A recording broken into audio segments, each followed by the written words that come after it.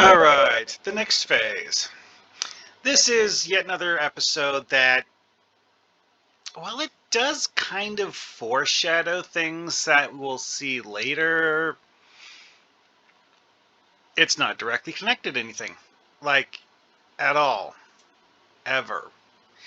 Which, on the one hand, you're like, ah, yes, easy, one-off plot to do with a group for a single adventure and blah, blah, blah, whatever. This is one of those episodes that leans very, very heavily into the puzzle-solving aspect of science fiction. We have Geordi, Ensign Rowe, and a random Romulan guy get phase shifted and thus out of phase with the rest of things and invisible to the crew, functionally. Now, attempting to understand the mechanics of this phase shifting technology just don't. It does that weird science fiction thing of like, oh hey, this person is invisible, but they can see everything around them. Although if you stop and think about that logically, the way that, seeing things works, at the very least, the phased person would create a moving shadow. Because in order to see things, you have to absorb light. If you're absorbing light from the non-phased world, you're creating an anomaly in the non-phased world. Something that would be noticeable and probably look like a moving shadow. Anyways, yeah, the phasing concept in this one is the entire crux of the story. The crew of the Enterprise run into a group of Romulans that are doing Romulan things for Romulan reasons. In this specific example, it's a form of scientific research into shifting entire ships out of phase with reality. So that, like I mentioned before, the people around them won't be able to see them. Because Romulans are sneaky like that. And to be quite honest, a device like, say, a device you wear on your belt that you can just turn on and off at will, that lets you walk through walls and become functionally invisible, would be an incredibly dangerous tool to have. It's been explored in other science fiction rather heavily, honestly. Now, this particular episode does not go there. This particular episode is the scientists from the Romulan Star Empire are doing their research, and the crew of the Enterprise interrupts them before they finish it. Yeah, the Romulan vessel is crippled, and the Enterprise happens to be the ones who show up to render assistance. The Romulans on board the ship need the assistance, so they don't object to it.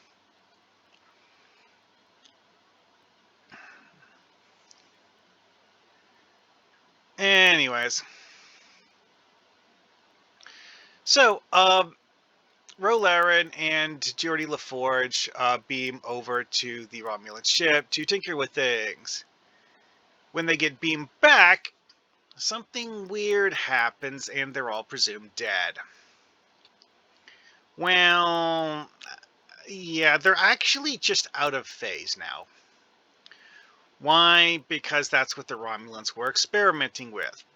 Phase shifting technology, and this was not what the Romulans were hoping was to happen, and then from the perspective of the Romulans, an unfortunate accident. However, Romulans being Romulans, they're not exactly going to just tell the Federation what's going on. They're going to attempt to kill everyone who knows about it, because, again, secrecy, and, the kind of secrecy where dead men tell no tales. Yeah. Oh, also one thing that's interesting about this one is that when Rolaren attempts to use her comm badge to communicate via the ship communication system, it doesn't work.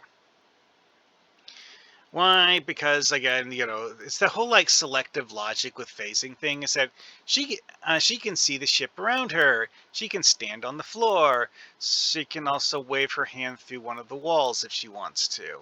Wait, what? Yeah. Anyways, so moving on. Most of the episode is from the perspective of LaForge and Rolaren. If you were going to adapt this for a TTRPG, um, this is a good one for having a split party. It's like you decide which characters are going to get phase those, and then you have various other characters who aren't phased try to fix it, or some combination of those things. You actually don't need to have phased enemies for this if you put in a different kind of threat. Because maybe the reason people are phased is because enemies are attacking them. Like, it's not necessarily that the enemy ship is playing nice. Maybe the enemy ship that caused the phasing incident is actually attacking the ship. That actually would be an interesting idea, though, is like a sort of phased energy weapon that, while it can be blocked by a ship's shielding, if a ship takes an unshielded hit, it could cause crew members to be knocked out of phase with the ship, and thus temporarily disabled. Which, that it's an idea.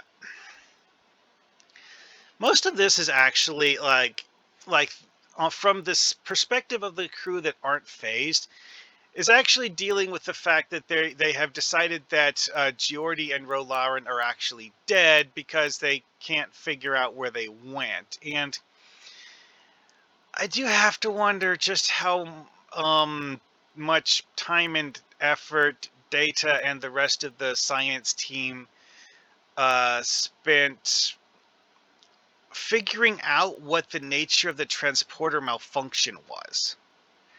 I know that they did have something that they put in there. It's like, oh no, the transporter malfunction, and uh oh yeah, actually it says that Riker and the engineer who was I guess that transporter chief Brosmer.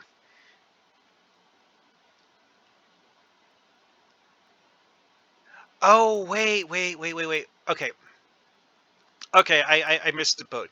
It was an aborted transport that didn't actually go through all of the way because of the whole like phasing thing, affecting the transporter in a way that the transporter officer didn't know. Anyway, but yeah, it's like whatever the logic you have for why this is happening, it's a fun sci-fi concept. It really is. It is something that I think would actually be a good story plot element. It's just think about the logic of what the players can and cannot do before you do it. You want it to be something where they have at least some ability to do things while phased. Don't just make them invisible and make them stuck that way. Because one thing that they did establish in the episode is that the phased people do actually have some ability to interact with the regular world. Because again, they're standing on the floor. So at least something is preventing them from just drifting off into space independently of the starship. Although they do kick that one Romulan guy out of the ship, who is never seen again. Yeah, he is in a conflict with Rolaren and Geordie LaForge, and while he does have a phaser pistol, he gets kicked through the ship's outer hull because he's phased and ends up in outer space outside the ship. Oops. Oh, that's another one thing. They're breathing. The fact that they're breathing and that this guy dies from getting kicked through the hull says that they are actually interacting with air in some way. Again, notice I was saying, is that you need to pin down the logic of how the phasing thing works if you're going to use it. Which, okay, the whole breathing thing, what I mentioned earlier about the fact that the characters who are phased can still see things around them. And also, presumably, they would give off an infrared heat signature. I mean, again, the whole concept of temperature seems to still work normally, even though they're phased. Well, anyways. But yes, like, the main premise behind the actions of Param, Varel, and Mirok is that they are trying to prevent the Federation from learning what the Romulans have discovered by tinkering with phasing technology. They, their accident that caused the Federation to get involved was a damage to their ship from an interface cloaking experiment going badly.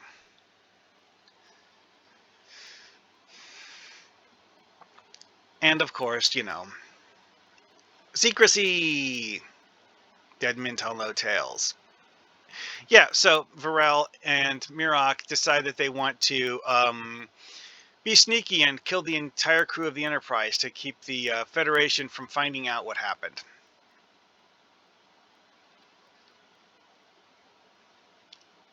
I have to say, the whole muon feedback thing is a hilarious gimmick because it's something that only works if the Romulans know a lot about how the mechanics of Starfleet ships work.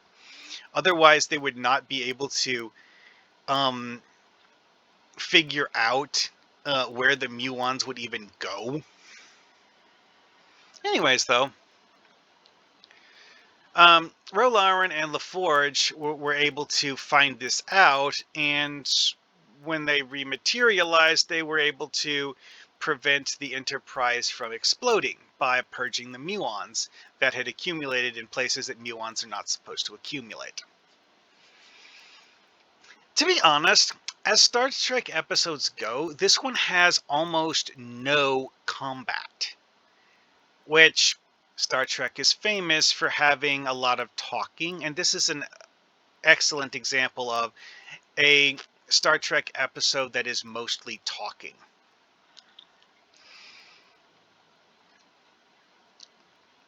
So, yeah, end result of this one, there's several things you could tinker with on a story like this. Because again, it's like, it doesn't even need to be Romulans. You could have some alien of the week. Like, maybe reveal that a third party somehow managed to get their hands on some of the Romulan technology. Like, for example, maybe someone found Param's corpse and happened to find that, Param had the Romulan equivalent of a tricorder on him, and that his tricorder had a bunch of information in it about the phasing cloak experiment. And, maybe not enough information to directly recreate it, but enough that it would allow people to, at the very least, know what direction to look in order to make something that works in a similar way. And thus, give them ideas on where to go for future technological research, even if it's not a schematic of what to build. I mean, like, so simply knowing what kind of particle manipulation the Romulans were doing in order to create the interphase effect.